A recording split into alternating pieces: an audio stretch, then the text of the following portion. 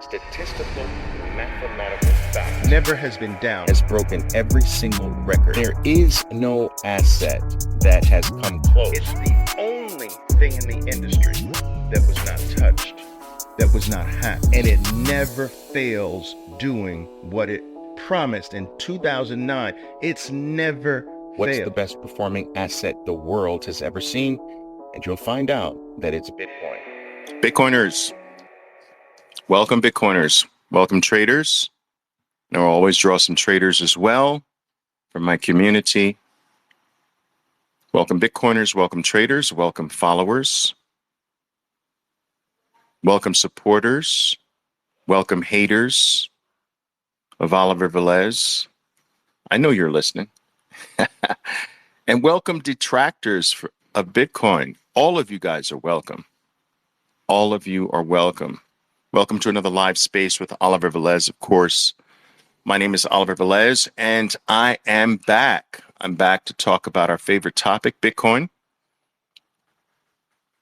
As most of you know if you're familiar with my work just a little bit, you know that, especially here on X.com, I've dedicated this medium, if you will, to spreading the gospel of Bitcoin and my vision or view of what it's come to accomplish for human society.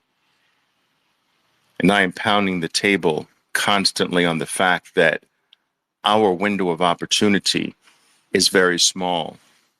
Our window of opportunity to be amongst the elite in the future, in what I consider to be a reset that will be ignited by Bitcoin all throughout the world. I think that our window of opportunity to stake our claim in a protocol that will be the financial standard for the globe at one point in the future. I believe that our window of opportunity for staking our own individual claim in that protocol, that window is very small, and it's closing quite rapidly on us. I believe that for the first time that the world has equal footing regarding a global opportunity. And I've mentioned this a number of times before, but never in the history of the world has opportunity been so universally available at the same time to every single human being in a fair, open, and distributed way. Never before until now. Never before has every single individual on planet Earth had access, equal access, to a certain extent, to the same global opportunity. Bitcoin is the first time in the human species that opportunity is available to every single human being. Yet the opportunity that I'm speaking of was not created by a human being, can't be manipulated by a human being, can't be controlled by a human being, is not issued by a human being. And this makes Bitcoin extraordinarily unique. The opportunity that, to a certain extent, comes the closest to what I see Bitcoin as was the opportunity of the internet. I lived through this exciting time of the internet coming into its own. A lot of people don't realize that before 1994, use of the internet from a commercial angle was absolutely illegal before 1994. That's not that long ago. And in 1994, it was legalized to use the internet in any way your heart desired, for the most part. And I set up my first, in 1994, I set up my first website for my company. I was very early in the internet space. That website, as I mentioned, I believe yesterday, you can actually go check it in the annals if you like. Wall Street Online, WSO.com, which stood for Wall Street Online. I put that website together in 1994. It launched in 1995, and it separated me, despite all the detractors, all my advisors, all the people who said, Oliver, the internet and Wall Street, they don't mix. You're going to cheapen your brand. You're going to do damage to all that you've accomplished and done. You're one of the few minorities that's come out of Wall Street and has a name for himself and so forth and so on. Why are you making this move? That the internet is for criminals. It's for porn. It's for geeky, it's for computer geeks, that no one with serious money is going to actually trust you now, because no one with serious money would ever trust to do anything over the internet. And despite all of the naysayers, I saw the vision very early. And over time, it was clear that I'd made the right decision by embracing the internet and seeing it as a global opportunity to democratize aspects of business, aspects of finance, and more importantly, to make globally accessible information and knowledge. What the internet did was to dematerialize information and knowledge and make it more accessible to the world. And that was extraordinarily powerful to me. And I couldn't understand in the mid-1990s how more people didn't see it. I lost what I considered to be a very dear friend in my industry because he advised me not to do this, and I decided to do it, and he became my enemy. And I haven't spoken to this guy to this very day, and we're talking about all the way back until the mid-1990s. And so I lived this picture before from an open protocols point of view. I saw the internet as being something global. I saw it as being open. I saw it as being fairly open and available to every single person. And I saw its power to bring accessibility to information that was really always hoarded and kept in a proprietary way from everybody. And knowledge, I saw it as a way for knowledge to be collapsed and made more available.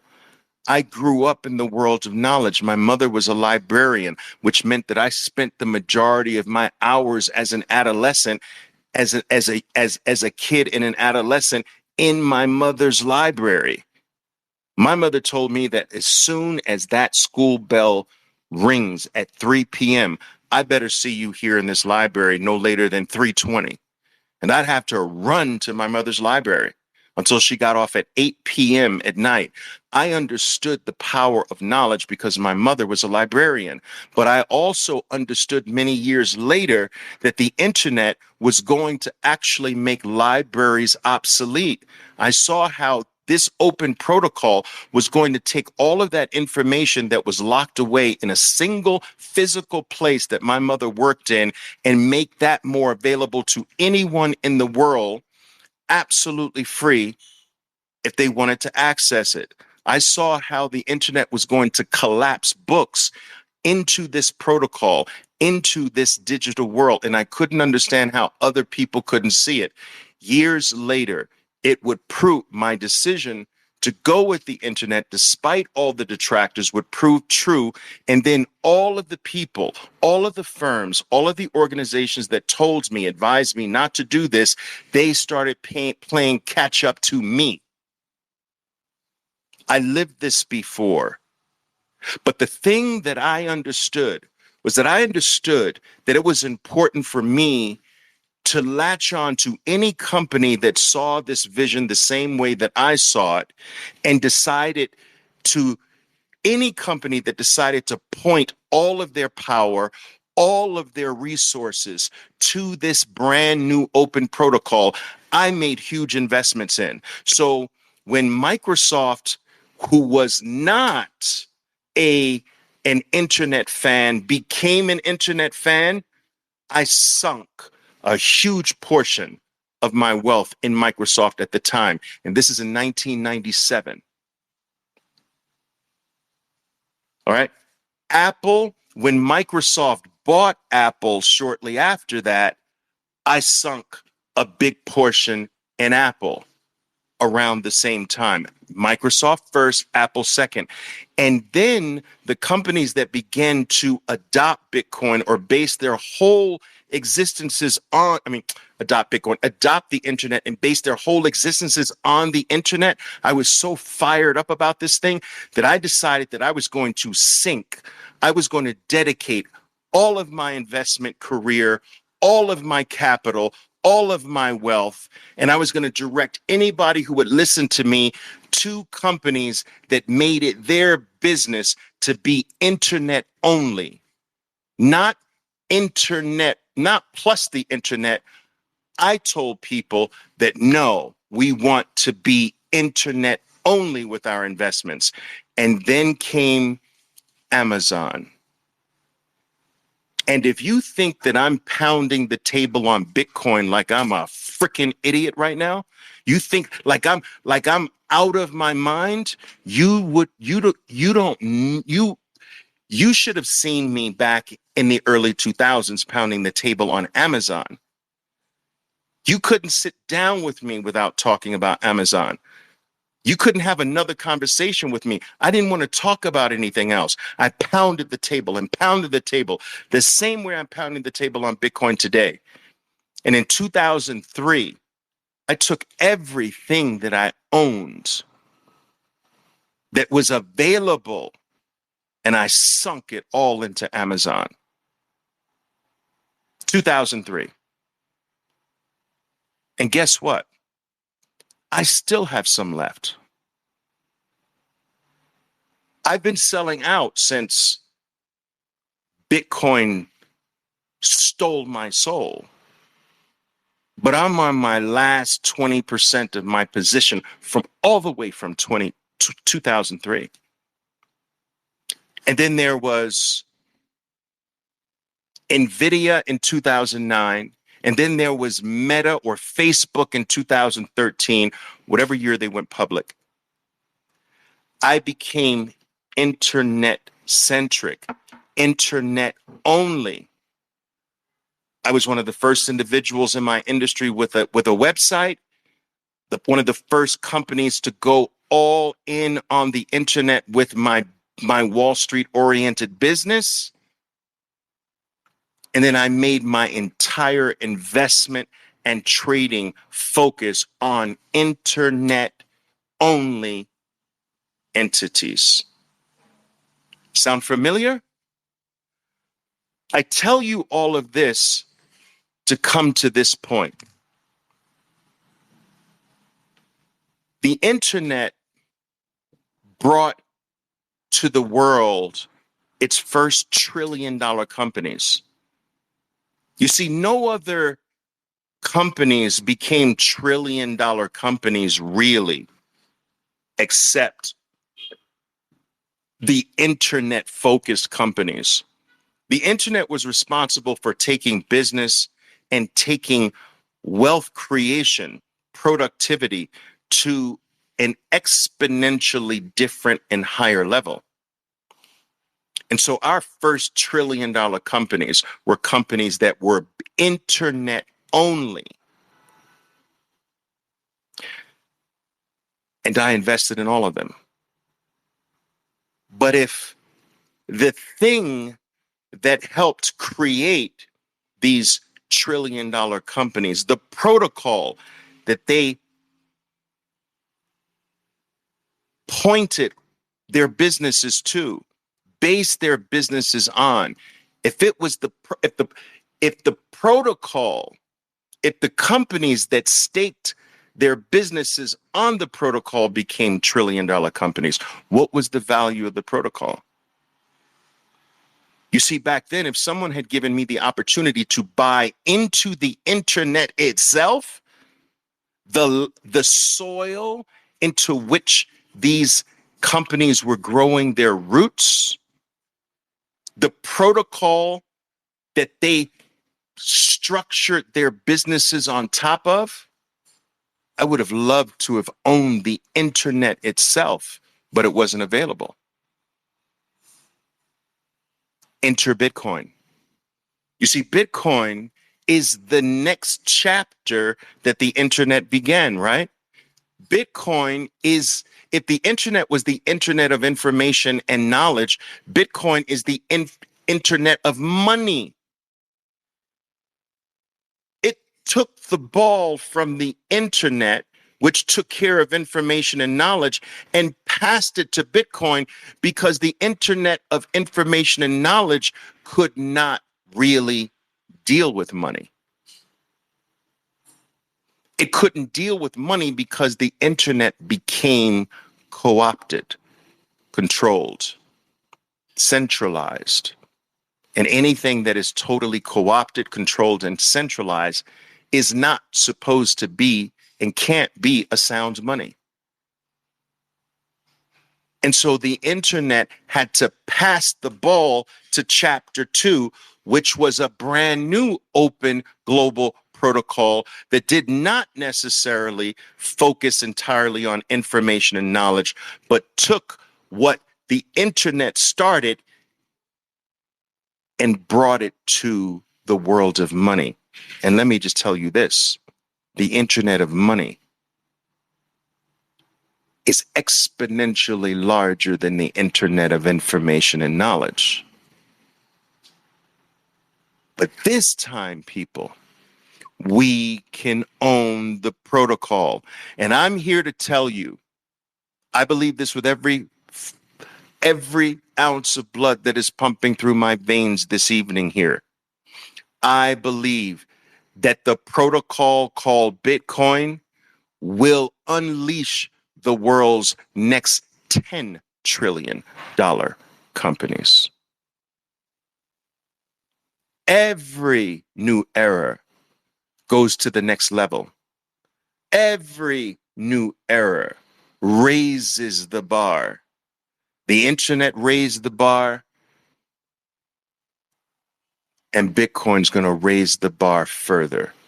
Companies that point their whole business to Bitcoin will become the new $10 trillion companies. Companies that stake their claim entirely in the internet, that make their entire business built on top of the Bitcoin network. They're our next $10 trillion companies. And so I pound the table on Bitcoin the same way I pound the table on Amazon, but all the way back in the early 2000s. The gift I got with Amazon was the Twin Tower collapse in New York City. It crushed things to a level that made what I wanted to get into extraordinarily cheap from a US dollar perspective. And that was my opportunity to pounce with everything that I owned at that time. There perhaps are people listening to me today that remember this. I have people with me to this very day that's been with me from the 1990s, the 2000s, the 2010s, and so forth and so on. I've seen this movie before. This is why I can speak so confidently about it. It's the same blueprint. It's the same frickin' playbook. It's the same naysayers' silly rebuttals. The same thing I hear about Bitcoin, I heard about the internet in the mid-1990s. It's almost verbatim. It's almost like there's no creativity whatsoever when it comes to just disrespecting opportunity when it presents itself. It's the same silly things over and over and over again. You hear words like fad, no value, no one uses it, it's for criminals, it's for porn, it's for computer geeks. I mean, it's the same wording as if no one today thought of anything. They just revisited all of the things that used to be said about the internet and are just regurgitating them. It's actually quite amusing to me that they haven't changed.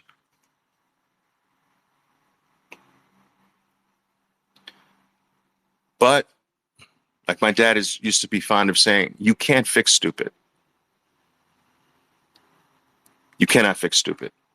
All right, guys, listen, I'm sorry for the long little intro there, but I told you guys I can talk your ear off once I get going. And I do have something specific I want to speak to you about. Something came up to me earlier today, and it was something. I was having this conversation with a group of friends, and none of these friends, well, no, some of the friends have Bitcoin and some of them do not. And everyone knows that the topic with me is just going to be about Bitcoin. So we were talking about Bitcoin. And what came up was the conflict between wanting Bitcoin, but also wanting dollars too. So this was spurred by one of my friends saying, well, Oliver, I would actually like to have both. Is that wrong in your view? To have Bitcoin and the wealth potential that Bitcoin has and the freedom aspect of its sound moneyness. I want that. But I also want fiat money too. Is that wrong? And I thought it was such a great question because it came from a place of honesty. It came from a place of true curiosity. It wasn't cute or anything like that. It was from a little bit of confusion. And it also made me think a bit. You see, what I told my friend is that there is nothing wrong with having Bitcoin and dollars. Nothing whatsoever. But you have to choose which one's your master. What I told my friend is that you can't serve two masters. You can have one master and use the other, but you can't serve two masters. And this is what I want to speak to you about. How to serve one master and use the other. How to serve Bitcoin and use the US dollar. You see, that is what I do.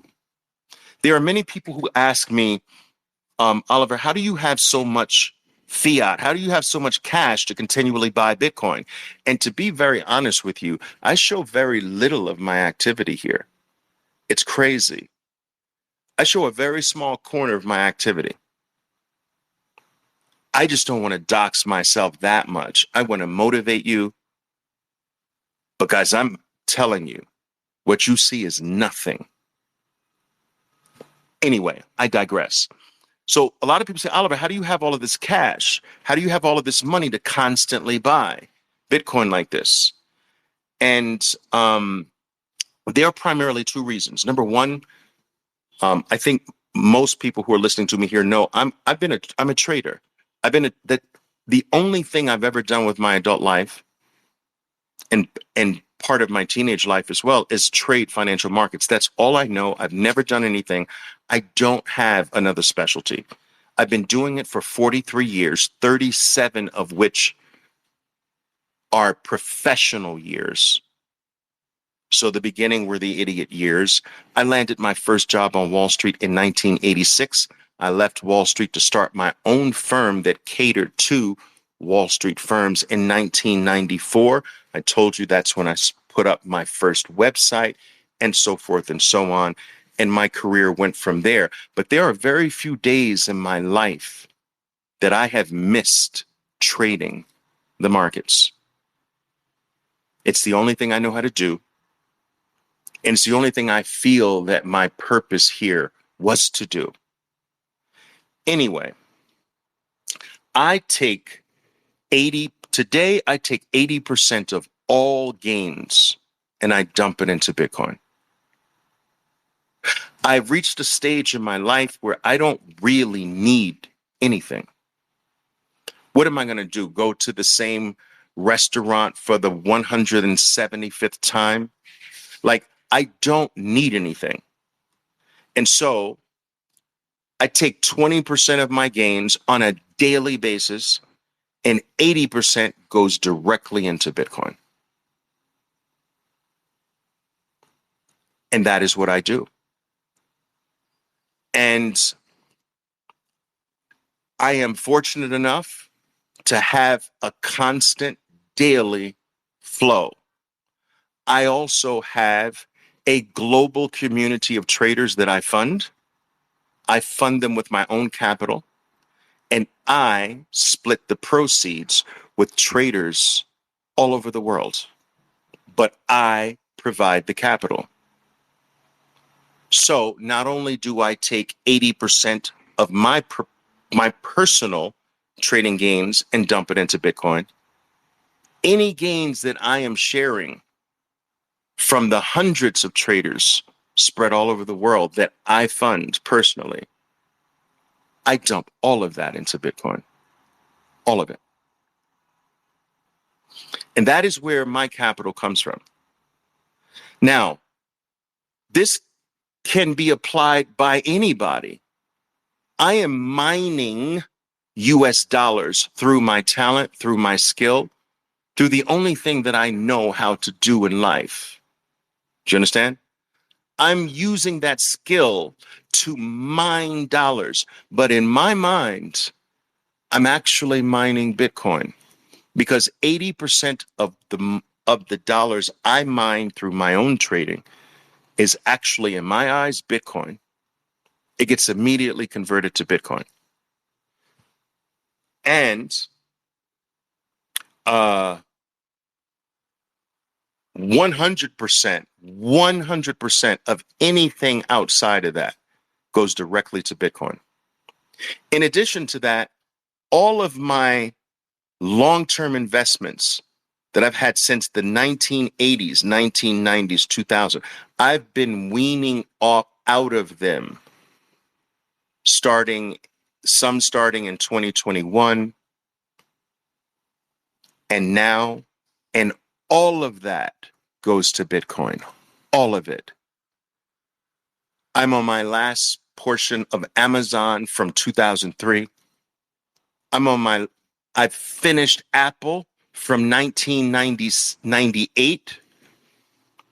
I'm on my last portion of Microsoft from 1994 and change, actually. And I've just started selling out of my NVIDIA. Now, all of my traders are aware of this because some of them are in the same place. But what I'm telling you is that I am collapsing everything into Bitcoin. Why? Because Bitcoin's my master now.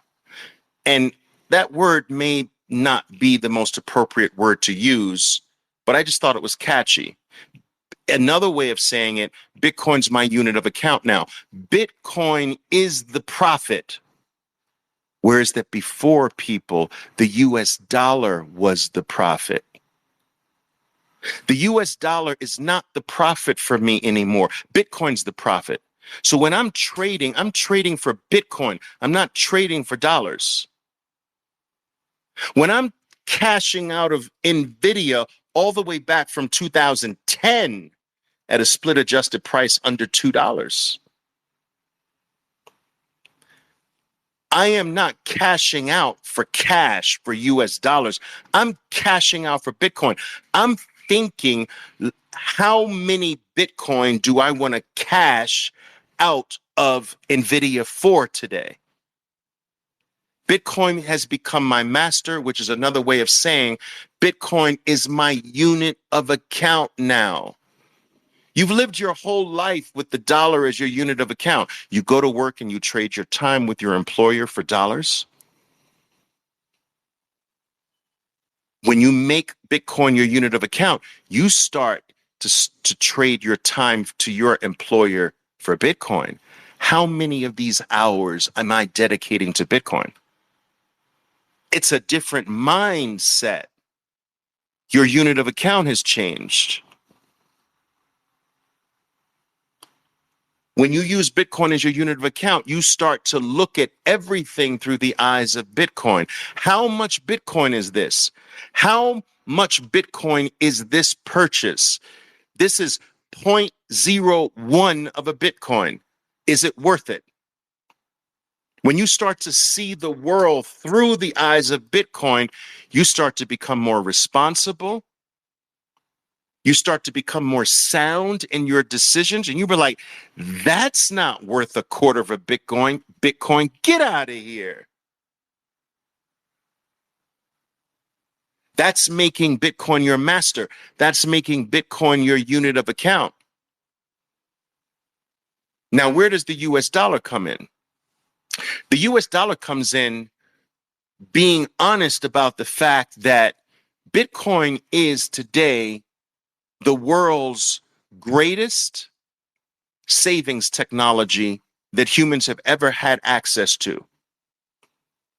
It is the greatest store of value that human beings that's ever been presented to human beings. In the history of all of mankind, it's the greatest store of value. It's the greatest savings technology. What it is not yet, and let's be honest, it's not the best medium of exchange. Not yet. And thank God. Remember what I've always reminded you. You don't want Bitcoin to be perfect, because once it's perfect, the opportunity is gone. When is the best opportunity in a prime piece of real estate? Pre-construction, right? The price after construction and after everything is done, after all the I's are dotted, after all the T's are crossed, that price is enormously more. The fact that Bitcoin is not yet a perfect medium of exchange is clear living proof that we're still early. Thank God. So because it is the best store of value in the world, but not yet the best medium of exchange in the world, because it is a rapidly rising asset or store of value, you don't even want to use it as a medium of exchange. So then you need something that is a more superior unit of medium of exchange.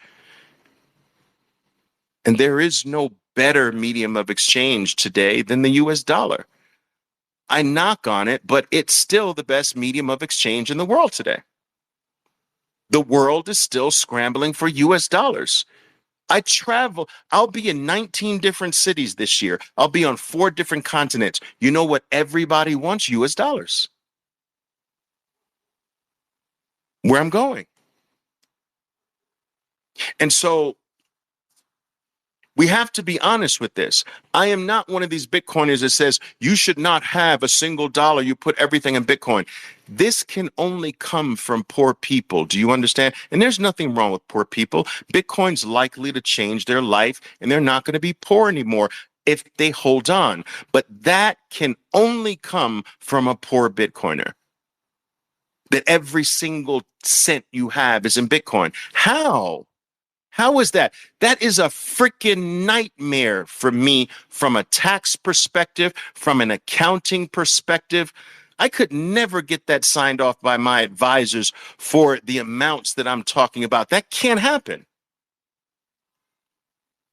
Now, if I don't have anything and I'm living paycheck to paycheck, well, of course, then maybe. But I can't live in a way where every single thing is in Bitcoin, and every time I need to shop for groceries, I'm spending Bitcoin. I'm creating taxable events 45 times a day. That's stupid. That's dumb.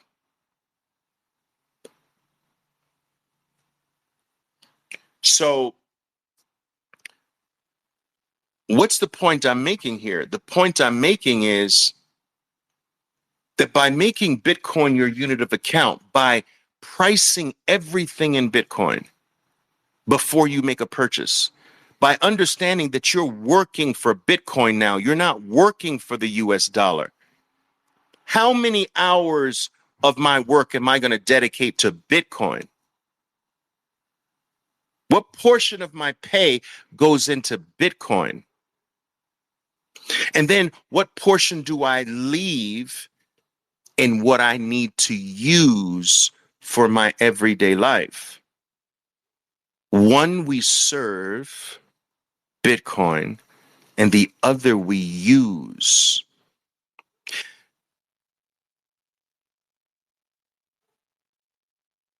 This is what is called Gresham's law. Now, if you're in front of a computer, I'd like you to really just search this right now while I'm speaking to you. Just look up Gresham's law. A lot of people misconstrue the meaning behind Gresham's law, but Gresham's law states that bad money drives out good money. And that seems counterintuitive. Bad money drives out good money. That's what Gresham's law states, right? And so one might say, well, Oliver, what do you mean? What do you mean? Like bad money, if Bitcoin's good money, bad money drives it out? Yes, bad money drives Bitcoin out. But out where? Out of the medium of exchange realm. You use the bad money to buy your shit with. You don't use the good money for everyday shit. Do you understand what I'm saying? So it drives the good money out into a store, into a vault, into a store of value. It takes it out of circulation.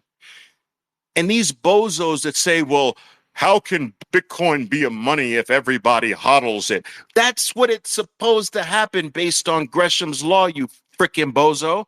That the bad money is supposed to drive the good one into your pocket so that it is not used because it is going up rapidly in value. Nobody wants to use what's going up in value to fill your gas tank up with, to buy eggs and milk with. You hold that because if you buy eggs with it, those are going to be the most expensive eggs ever hatched by a frickin' chicken. A year from now, 3 years from now, 5 years from now. They'll be the most expensive eggs that's ever existed. So you use bad money for eggs. You use bad money for milk. You use bad money to fill your tank up with. And you save, you protect, you hodl, you adore the good money. You don't let someone get to the good money. You don't let someone see the good money. You don't let someone touch the good money. It's rising too quickly in value. It's protecting my future. It's multiplying my future. It's increasing my future. I'm holding on tight to this. I will use the bullshit to get rid of. I will get rid of the bullshit money. I will get rid of the bullshit money to take care of my bullshit needs. I will pay my rent with the bullshit money. I will pay for eggs and milk and diet soda and cereal. I hope that's not the shit you're putting in your body, but you know what I'm saying. I will buy my food. I'm not going to take the frickin' Mona Lisa and walk around to buy a loaf of bread with the Mona Lisa. I'm going to protect the Mona Lisa. I'm going to lock the Mona Lisa away and use something else to take care of my life. Now, there will be a point where Bitcoin tapers off. Not in your lifetime, not in my lifetime, but there will be a point, not in our lifetimes, where it will taper off and it will become more stable. And this stability will make it more susceptible to start to be used in a trade for this, trade for that scenario, because the opportunity cost is less. It doesn't go up that much anymore. It stays stable. It goes up, but not like it used to. And so I don't mind exchanging it for this now, because the opportunity cost, it's not going to make this extraordinarily expensive 3 years from now. I don't think that this happens in our lifetime, by the way. But what a lot of people don't understand is that a sound money must go through 4 stages of evolution. And this is what the shitcoiners don't understand. And quite frankly, this is what most people, even sophisticated, educated people, have not sat down to study money, the history of money. They spend their life working for money. They spend the majority of their time dedicated to trying to earn money, and they have never sat down to study money, to study the history of all the monies that have ever existed. What brought them into existence? Which monies lasted the longest? Which monies have died, and the reasons why they died? Why did this money die faster than all the other monies? Why did this money last longer than all the monies? Why does every money die? What's the problem? So most people have not sat down to study the history of money, yet they dedicate their entire lives to getting it. Seems stupid to me. But I've done the study for you. You see, a sound money has certain properties, but it also, with these properties, it has to go through 4 stages. And this is what I want to quickly touch upon tonight with you. The 4 stages that a sound money must go through to complete itself. First, it starts off as a collectible. So I want you to imagine gold coming into, someone eventually found gold and thought it was interesting and maybe made a little necklace, and it started to become a collectible. The first stage is a collectible. Monies start off being collectibles. That's how they start their life. Someone says, wow, that's a cute little necklace. What is that? Look at that ring. Or what is that, made out of seashells? Seashells were money. What is that made out of? What is that shiny gold thing? What is that, gold? Gold is money. Oh, wow, look at those beads. Agri beads were money. So they first start, sound money has started off as a collectible. Tobacco used to be money. It used to be smoked, collectible. It used to collect little cigar-like little things and collect. They used to collect the leaves and air them out.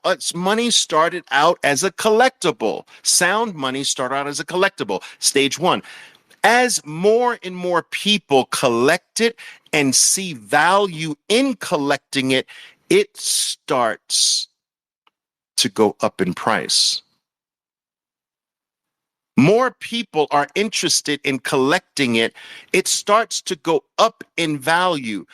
Some people who are not interested in collecting it but see the rising value, they just want it because the value's rising. Enter stage 2, store of value.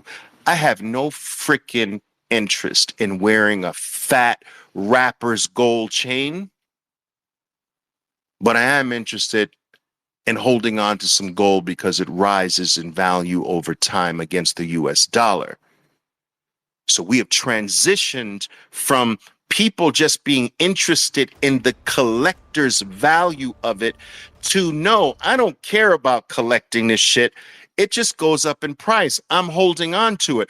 I want some to hold on to it. That's the store of value phase. And this is where Bitcoin is. Bitcoin started off as a collectible. It was some interesting little piece of technology that computer geeks and cypherpunks were interested in, and it caught some interest amongst the niche libertarian groups. It was cutesy. Oh, Bitcoin is a little cutesy. It's internet money.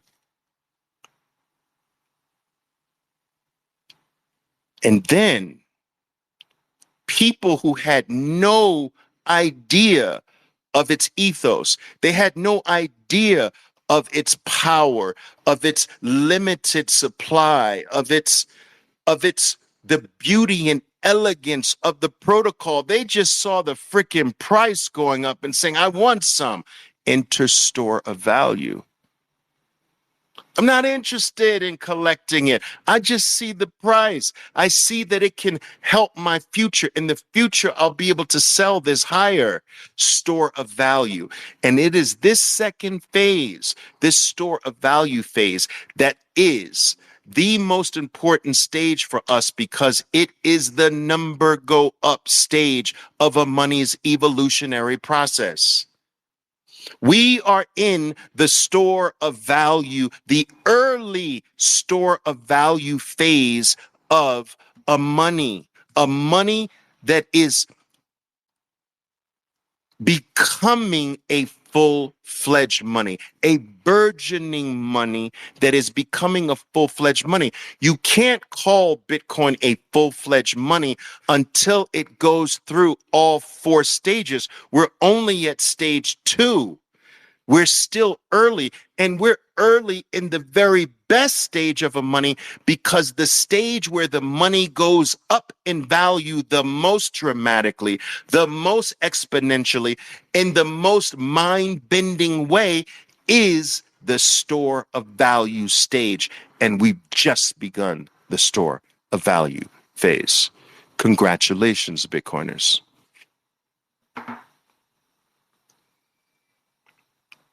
Not only is the store of value phase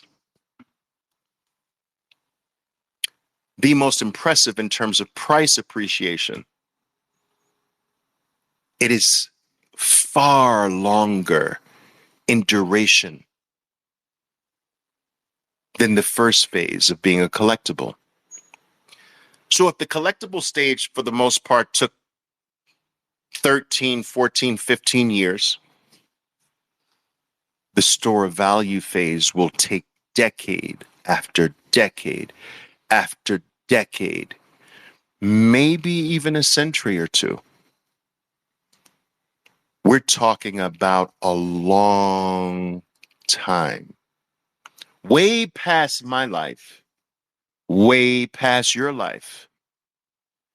We'll be in a store of value phase, a rising price phase, a multiplying your wealth, a multiplying your future phase for the rest of your life and beyond. If you don't believe me, I am just giving you the cliff notes from all the study I've ever done with money and searching out the history of every money that came into existence and died and its life cycle in all the four stages. Giving you the cliff notes, but you can do the research yourself. The store of value phase is the longest of a sound money that has sound money properties. That's a different talk. Divisibility, fungibility, transferability, verifiability. Those are characteristics of sound money.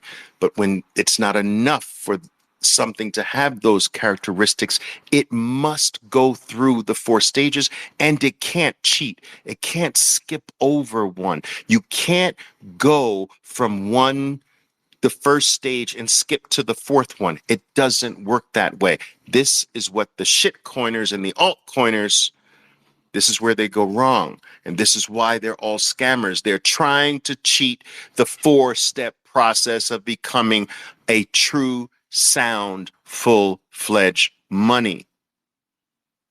So we're at store of value, where price doubles, triples, quadruples for the rest of your life. That is where we are with Bitcoin. What comes after that is the medium of exchange. This is your third stage of a money that is evolving. You see, you can't have a truly robust, sound medium of exchange until almost everybody on earth has some Bitcoin.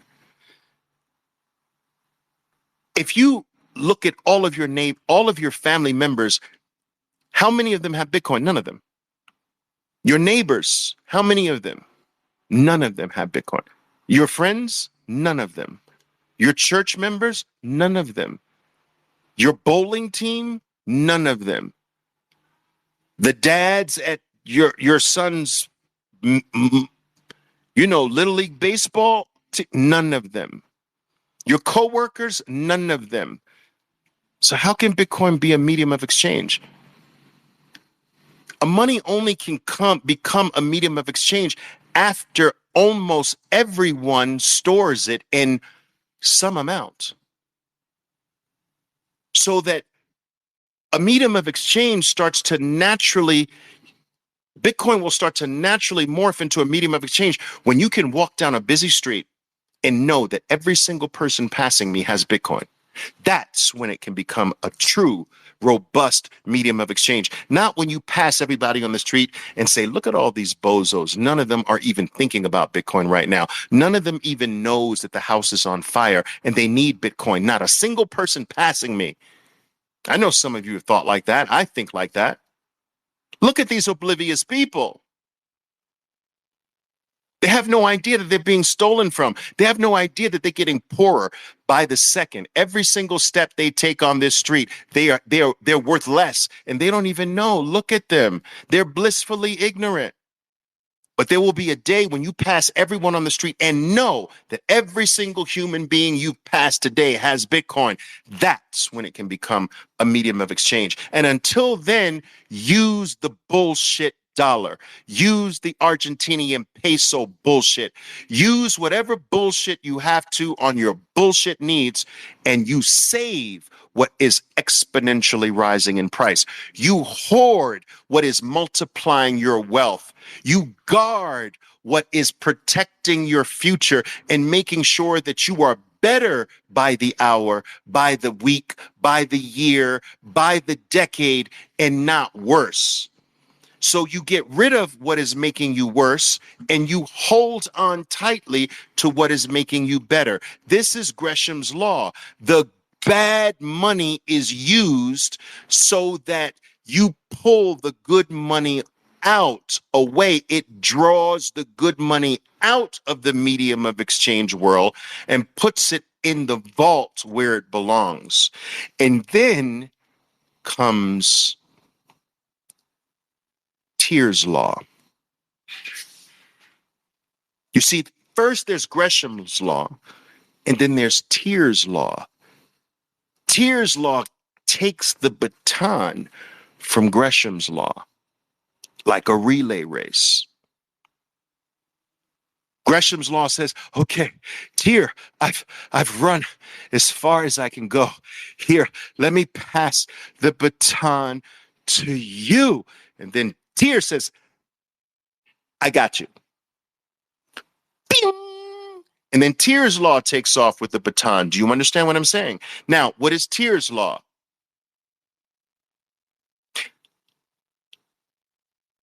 The good money drives out the bad money. It flips it, in a sense. And this is when medium of exchange takes over and the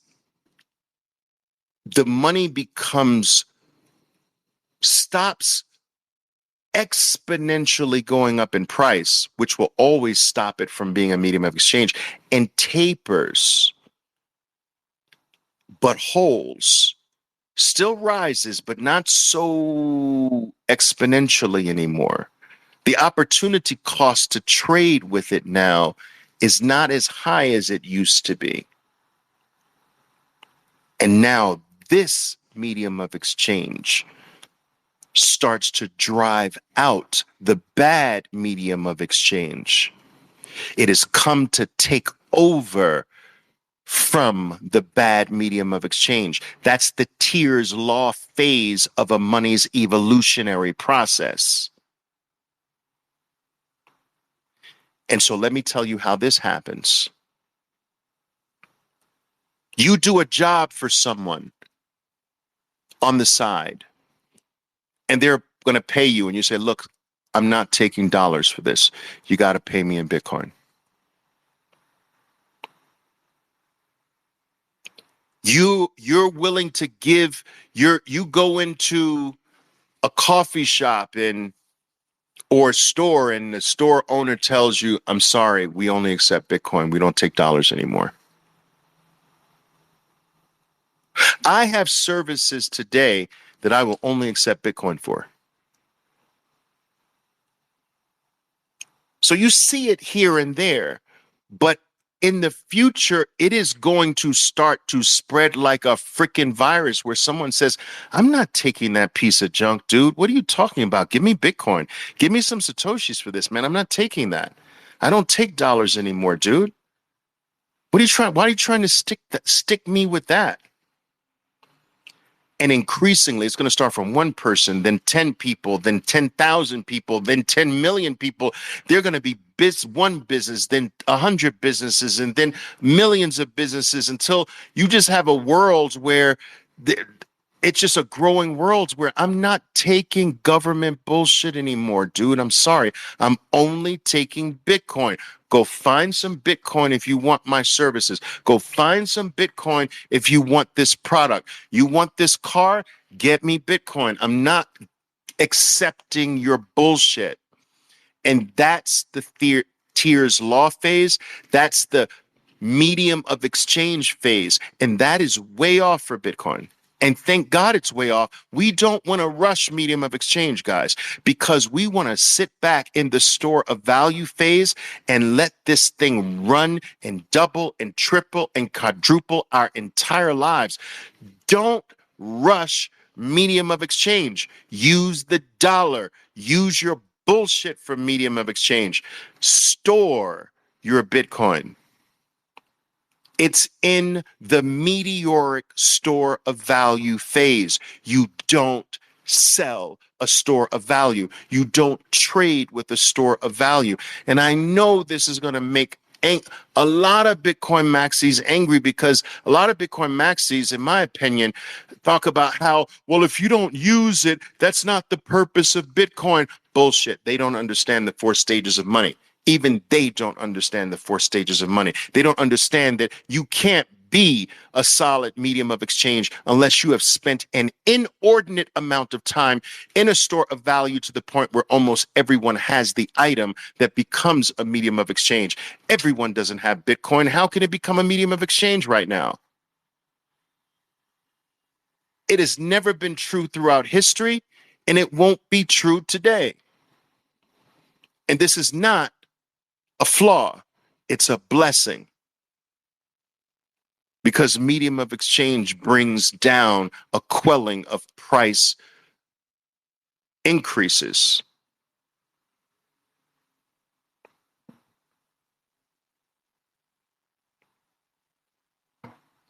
So we serve the store of value.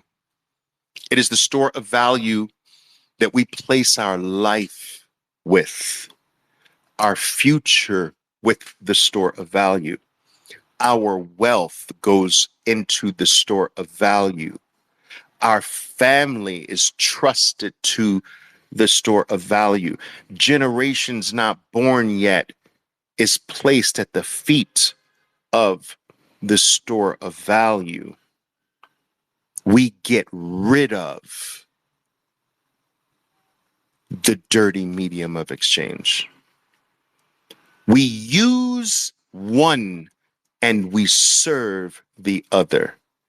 You can't serve them both. You're either a Bitcoin maxi or you're a fiat maxi. You can't be both. You have to know the individual roles each one of these plays. One is a junkie, get rid of it as fast as I can on all of my bullshit role. And one is, this is my protector role. This is my savior role. This money plays the role of my savior, my protector, scepter, my freedom, my future, my safety, my security. This one I treat like a freaking hot potato, and it's in and it's out. It's in and it's out. And that is what I do. So when someone says, Oliver, man, you're too bearish if you have all of this cash to buy Bitcoin. And my answer is always the same. Dude, it comes in droves by the hour. What would you have me do with it? It literally comes in by the hour. What am I supposed to do with it? Not buy Bitcoin with it? I get rid of it as fast as it comes in.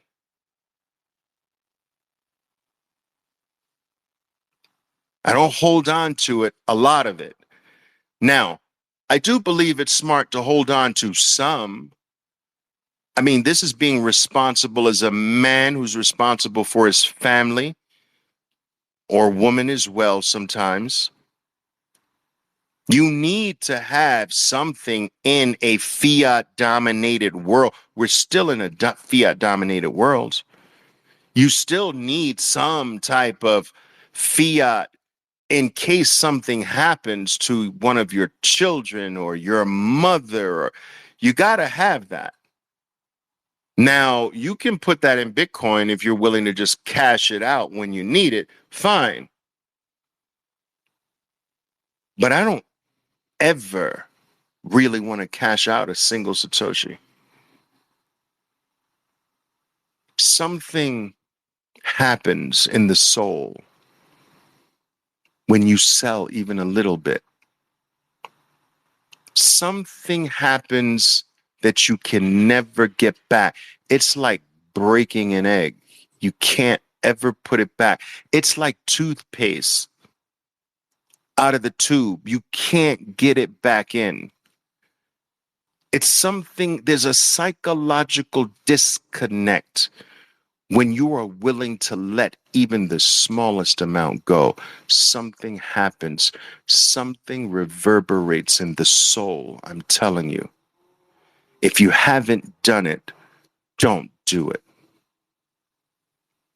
Live your life in a way where you never have to touch a Satoshi until you can borrow against it. And this day is coming very rapidly,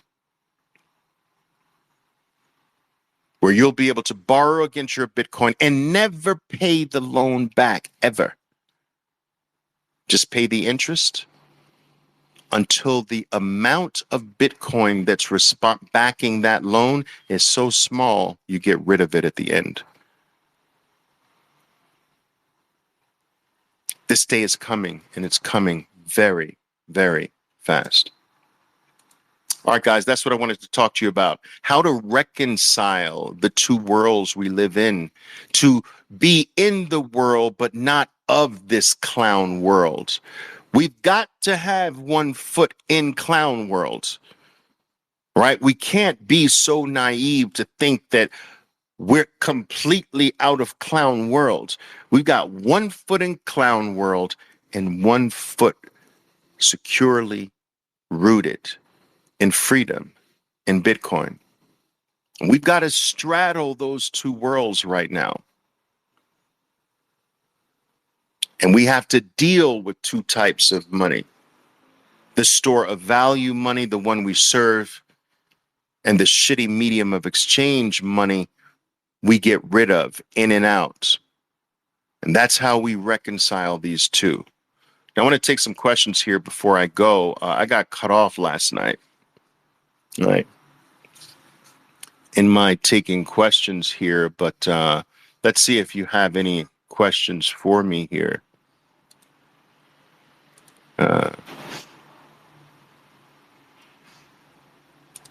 Let's see. Oh, wait a minute. That's cool. Let's see what you got for me.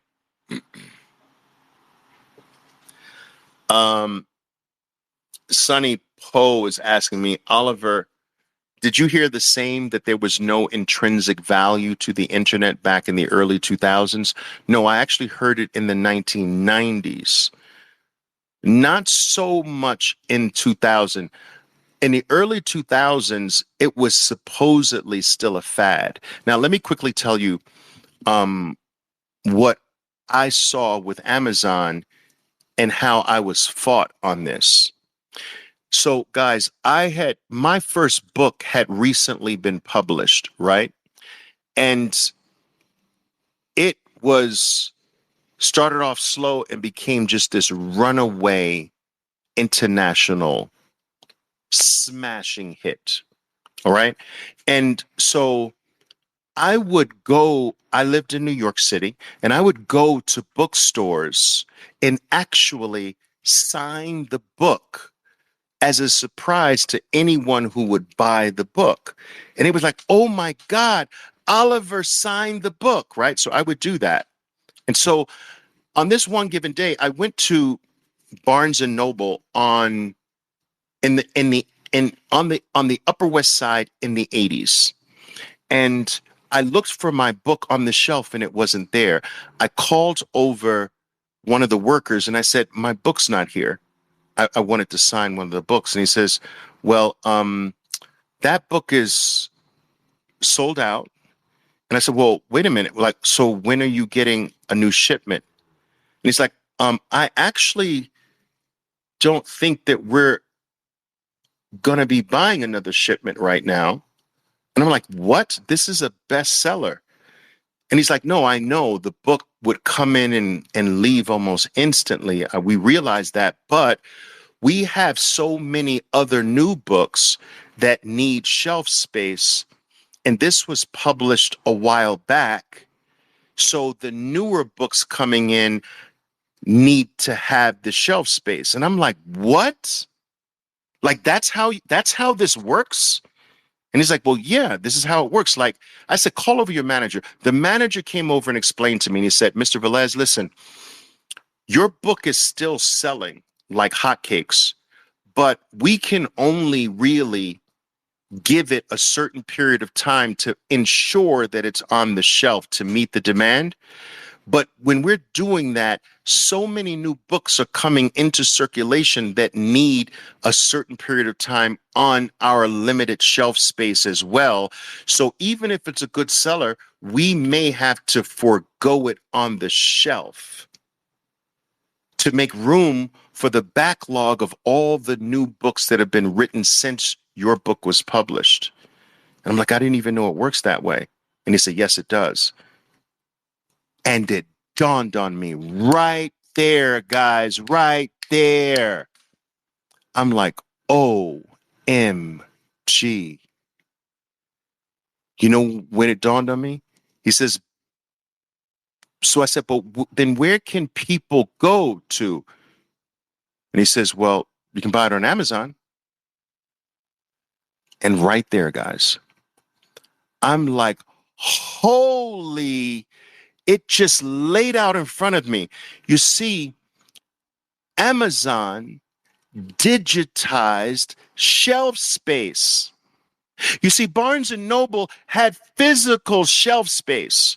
Their physical shelf space was limited to a certain number of books, and they had to actually have an inventory manager to make an executive decision. These books are off the shelf. These books are on the shelf.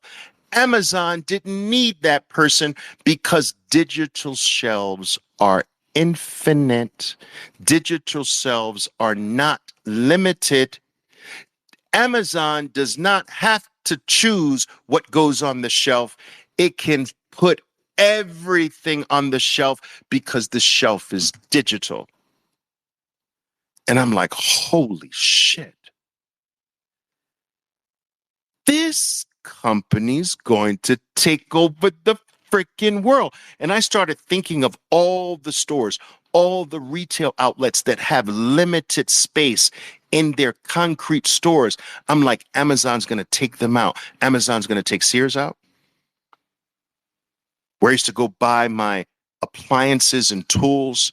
Amazon's going to take this place out. Amazon's going to take that place out. Amazon's going to take freaking everything out.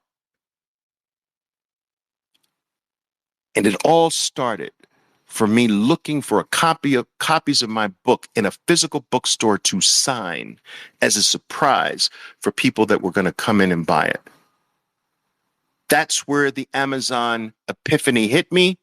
And from that day, not only did I sink everything I could get my hands on in Amazon, and let me tell you, by this point, guys, I'd done extraordinarily well in life. Extraordinarily well. I got everything I could get my hands on. I sunk it into Amazon. People thought I was freaking crazy. I refused to talk about anything else. I pounded the table until every single table broke. People got bored with me. People got sick of me. People stopped inviting me to events and social events because the only thing I wouldn't shut my mouth up about Amazon. And this very day, I get Christmas cards from the kids of families. Mr. Velez, I graduated from Harvard because my dad followed your Amazon play. To this very day. To this very day, I have people who are loyal to me, maybe even listening to my talk here today, because of our Amazon play. And I believe it's as certain as night follows the day that 15 years from now, 10 years from now, people will be saying, they're already starting to say it from 2020, Oliver, my life was changed because I followed the Bitcoin play. It's the same movie. It's like watching the same movie where you can repeat the main actor's lines. I've seen it before, people. I've seen it before play out the same freaking way. And that's the value of having someone who's older, has gone through enough cycles to see the repetitive nature of those cycles. And as a kicker, someone who played those cycles extraordinarily well, which I have to say I did. All right. 1st June B. Oliver, I'm setting up a multi-sig wallet for myself and my business partner. I thought I answered this question for you yesterday, 1st June. What do you think about having 3 keys of 24 words each? Yes, 1 key for each business partner. That's what I explained. And the 3rd key split in 2 sets of 12 words. No, I don't like that.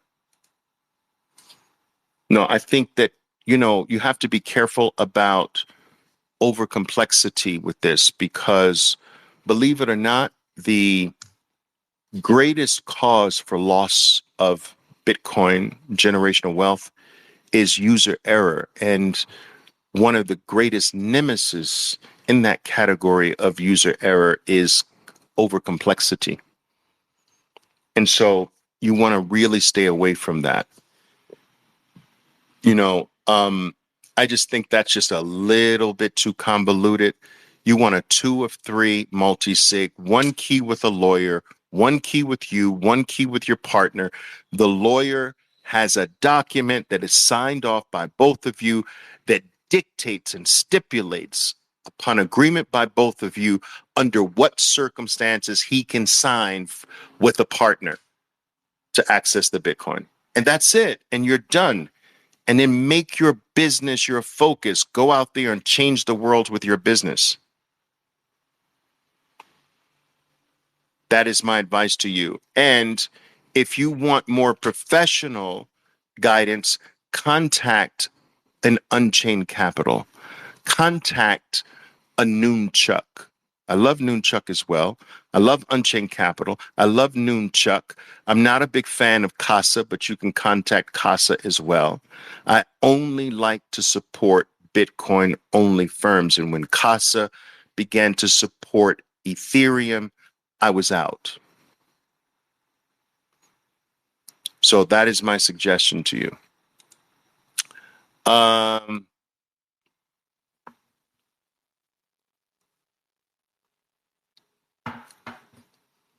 Let's see here.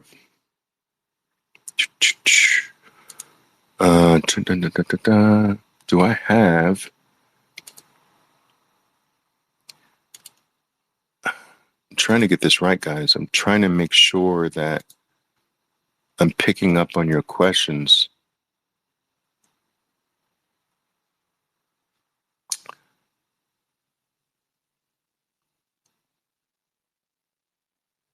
Um,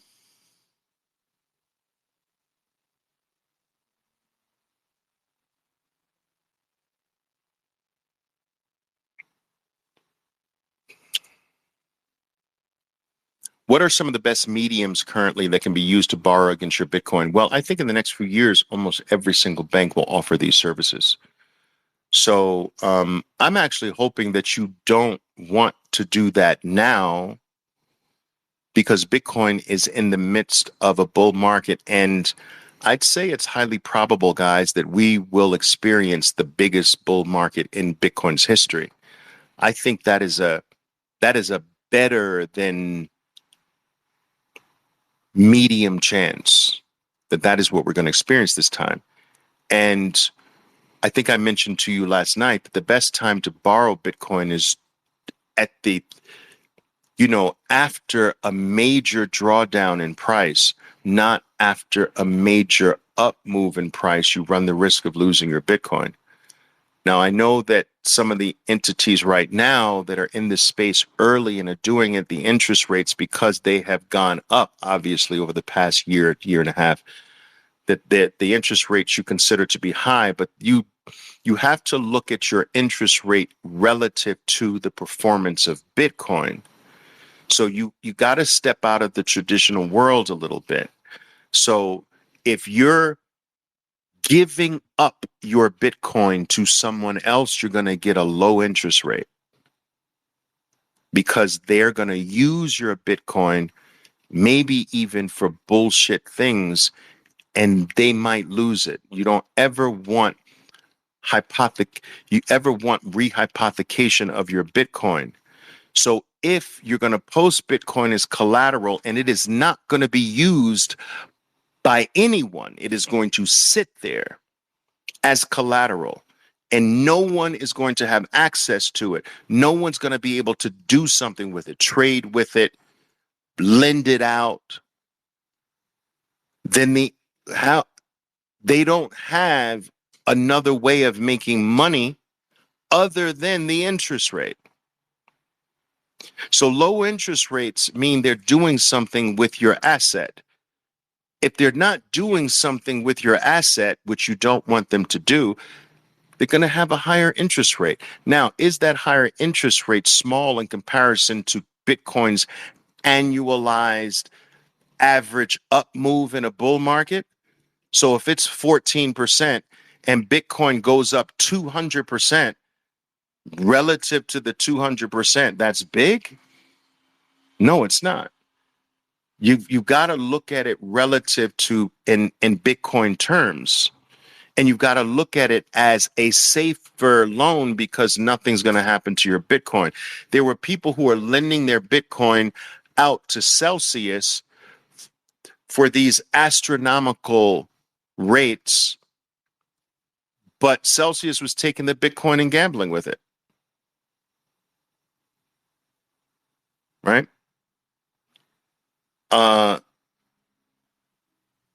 They were loaning money to you at low interest rates just to keep your Bitcoin so that they could gamble with it. So remember, these cheap things are cheap at a price. You don't ever want to lose it. So the rates on non-rehypothecated Bitcoin are always going to be higher than your TradFi rates, Jeremy. And in relationship to what Bitcoin can do, those rates are still very small as far as I'm concerned. PickDoc 581, how long before Fidelity and BlackRock announced they are adding 1, 2, or 3% allocation to U.S. target retirement funds? Why wouldn't they just announce it now? It can only benefit them. Okay. I think I understand your question.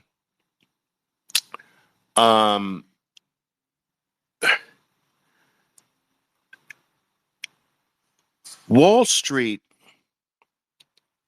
doesn't degen in the way people here on Bitcoin Twitter do. They stage in. And so Wall Street's going to come into Bitcoin over the next 20 years, guys. This is not going to be, oh, Wall Street's here in a few months they're in. That's not how that works. This is a 20-year entry. And you want it to be that. It's relentless. It doesn't stop. It's one domino after the next domino. Now it's pensions that start to come in. And then sovereign wealth funds start to come in. And then it's municipalities start to come in. And then it's the whole retirement element that starts to come. It happens domino after domino after domino. And each one is bigger than the prior one. This is a 20-year blowing up a balloon that we're going to ride like freaking masters.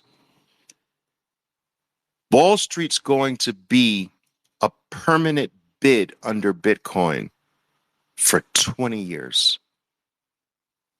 Do you understand the power of this?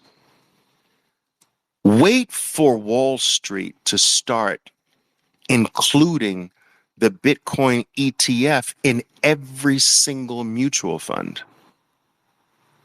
Every single mutual fund will have 2, 3, 5, 6, 8% of the mutual fund will represent IBIT or whatever Bitcoin ETF.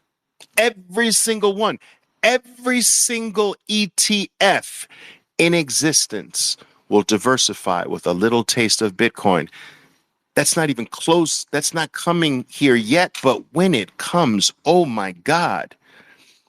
I want you to think about every there's more mutual funds than stocks. Think about every ETF. There's more ETFs than stocks. Think of every ETF adding Bitcoin as a 2%, 3% allocation. Every mutual fund adding it, even if the mutual fund has nothing to do with Bitcoin, they're going to add it anyway. Wall Street needs Bitcoin. Bitcoin doesn't need them. They need alpha, buddy. They're failing. They're failing. They need a little sprinkle of Bitcoin, and they know it. They're all coming. This is a spigot that will not only stop running for 20 plus years, it's going to keep getting turned up for 20 years. Do you imagine how the hose gets turned on more after a full cycle? And Bitcoin's at $500,000. Do you understand what's going to happen when Bitcoin's the ninth most valuable asset on planet Earth? What happens when it's the third? More FOMO in. You mean it's the third most valuable? What's going to happen when it's the the most valuable? Everyone. What do you think is going to happen when it takes out gold? Every country now has an asset that is more than their number one asset. The number one hard money asset for every country in the world is gold, right? Well, what happens when something's worth more than gold? Bitcoin. Now gold is second. They're going to flip to Bitcoin, every single country in the world. Guys, you don't understand how these dominoes are just going to fall, and each domino is going to be bigger and bigger and bigger and bigger than the prior one. And you want to trade this? You want to short this? This level of stupidity is so low. I mean, it's so high. The IQ behind those activities are so low. It's stupefying. Go find something else to short. Go find something else to trade. There's a freaking sea of it out there. Just don't do it here. Don't be this low, that low IQ. And as I'm fond of saying, find some freaking loyalty.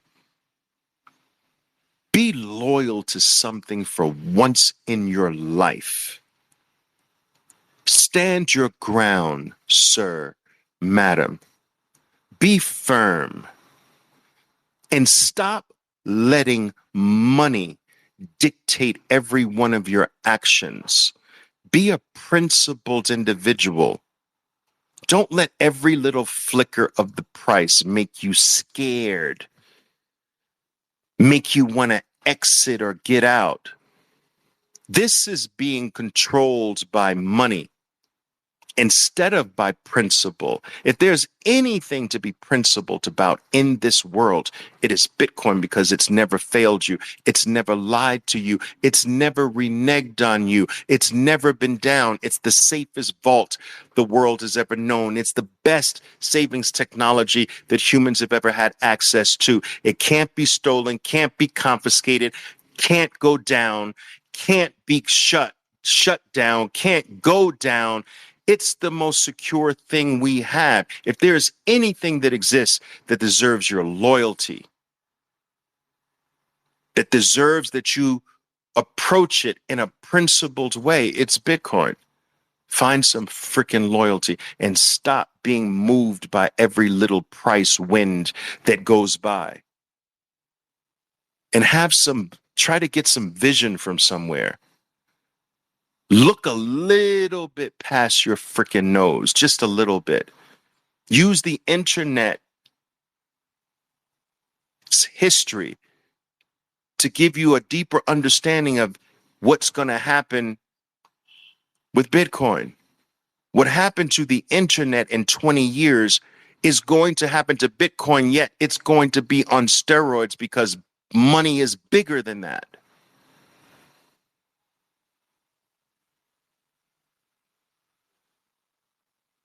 Go to work, people. You know what to do. Go to work. Stack harder, guys. Stack harder. Ciao for now. Boom. My name is Oliver Velez, and I am your 13%er Bitcoiner. Be safe out there, and until next time. Boom.